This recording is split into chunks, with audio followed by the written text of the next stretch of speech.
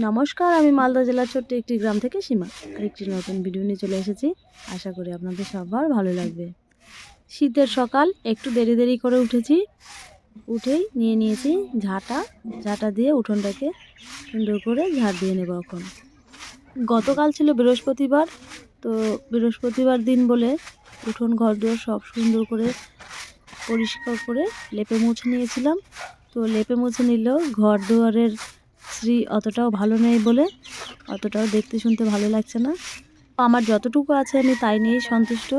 এই ভাঙাচোরা ঘরই আমার কাছে স্বর্গ।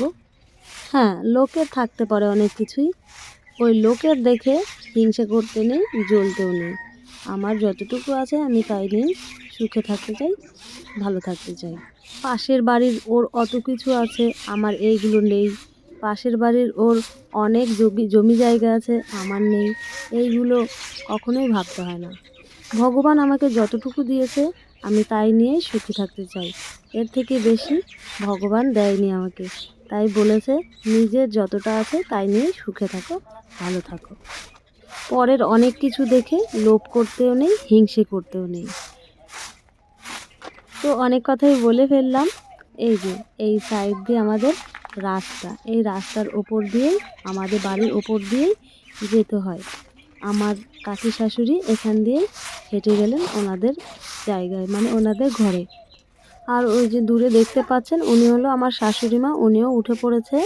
উনি একটু পরেই দেবে পুজো। ঠাকুর ঘরে গিয়ে ঠাকুর ঘরে বাসনপত্র ধুয়ে নেবে, তারপরে পুজোর ঘরে গিয়ে পুজো দিতে শুরু করে দেবে। কথা বলতে বলতে আমার উঠোনটা প্রায় ঝাড় দেওয়া হয়ে গেছে। এখন ঝাড় দেবো আমি রাস্তার সাইডটা। তো রাস্তার সাইডটা এই যে ঝাড় দিতে শুরু করেছি। ঝাড় দিয়ে এই পাশে আমি সব নোংরাগুলো জড়ো করে রেখে দেবো। আর ওইখানে এসেছে সরকারি জল, সেই সরকারি জলে আমার শাশুড়ি মা ঠাকুর ঘরের বাসনপত্রগুলো সুন্দর করে ধুয়ে নিচ্ছে। আর এই সাইডে আমার সামনের দিকটাতে আছে আমাদের মোটর, মানে আমাদের বলতে আমার শ্বশুরেরা 3 ভাই আর আমার শ্বশুর বাড়ির সামনের বাড়ি একজন, মানে মোট 4 জনেরা এখান থেকে জলের কল নেওয়া হয়েছে। তো সেই মোটরের পাইপ থেকেই কিছু পরিমাণে জল পড়ে এই যে আমার সামনের দিকটাতে ভেজা ভেজা আছে, এই জায়গাটাতে পড়ে ওই জায়গাটা ভিজে হয়ে আছে। তো পাইপগুলো অনেক দিনেরই, তো সেই জন্য একটু লুজ লুজ হয়ে গেছে। যখনই আমরা জল চালাই, যে কেউই চালাক না কেন, তখনই একটু একটু করে জল পড়ে ওই জায়গাটা ভিজে যায়। তো আমার দেখুন রাস্তাটাও ঝাড় দেওয়া হয়ে গেল প্রায়। এখন আমি ঘরে গিয়ে ঘরটাকে ঝাড় দিয়ে নেব। এই যে এখন যাব ঘর ঝাড় দিতে। ঘর ঝাড় দিয়ে বেরিয়ে এসেছি, এখন বারান্দাটাকে ঝাড় দিয়ে নেব।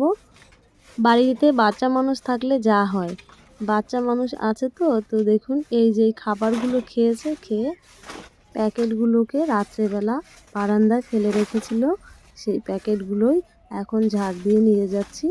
এগুলোকে ঝাড় দেওয়া শেষে ফেলে দেব। এই যে আমার কিন্তু উঠোন ঝাড় দেওয়ার পরে, ঘর ঝাড় দেওয়ার পরেই বড় মেয়ে উঠে পড়েছে। বড় মেয়ে উঠে এখন এই টেবিলে থাকা বাসনপত্রগুলোকে মেজে ধুয়ে নিয়ে আসবে। তো দেখুন এই অবস্থায় আমার ঘর সব ঝাড় দেওয়া হয়ে গেছে। হয়ে যাওয়ার পরে এই যে এতগুলো নোংরা বেরিয়ে এসেছে, এই নোংরাগুলোকেই আমি সুন্দর করে এখন গুছিয়ে একটা প্যাকেটে করে নেব। সেই প্যাকেটটাকে ধরে ফেলে দিয়ে আসবো। আগে কিন্তু আমরা ঘর ঝাড় দিতাম ছোট ঝাঁটাতে করে, তো এখন কিন্তু আর ছোট ঝাঁটাতে করে ঝাড় দিই না।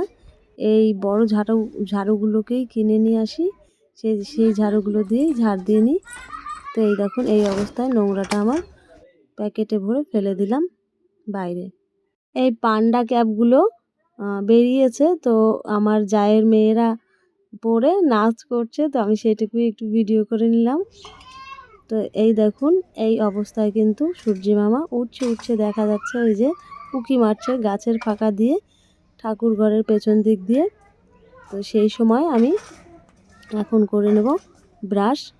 ঘর দুয়ার ঝাড় দেওয়া হয়ে গেছে, এখন ব্রাশটাকে করে নিয়ে তারপরে একটু বসবো। তো দেখুন হাতে ব্রাশ আর কলগেটটা নিয়ে নিয়েছি। ব্রাশে কলগেটটা লাগিয়ে ভিজিয়ে নিলাম।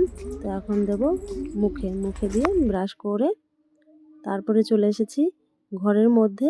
এই যে এত কিছু বেরিয়েছে, এগুলোকে কাচা ধোয়া করব বলে এই পুরনো পাতা বেডশিটটাকে তুলে নেব আর নতুন ইয়েলো কালারের বেডশিটটাকে বেডে সুন্দর করে পেতে দেব।